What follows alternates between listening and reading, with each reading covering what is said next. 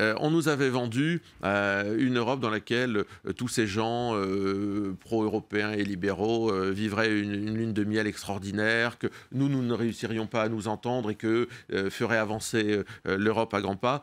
C'est un foutoir abominable. Alors Emmanuel Macron est complètement démonétisé. Je rappelle que même le représentant de la CDU a rappliqué qu'il n'y avait plus d'axe franco-allemand. Donc Emmanuel Macron est complètement isolé, y compris d'ailleurs sur le traité du Mercosur. C'est un président isolé. Vous avez des gens qui se disputent des postes au vu et au su de l'ensemble des Européens. Et puis vous avez des élus La République En Marche qui se permettent de dire qu'ils feront barrage au fait que des députés issus du Rassemblement National ou de notre groupe Identité et Nation puissent accéder à des responsabilités parce que nous Il y sommes avoir quoi, deux nombreux. commissions, c'est ça? Deux présidences de commission. Et vous avez La République En Marche qui est arrivée derrière nous et qui visiblement dit non, non, on ne respecte pas la démocratie. Ces gens-là, en parlant de nous, n'ont pas à avoir de responsabilité. Nous comptons peser.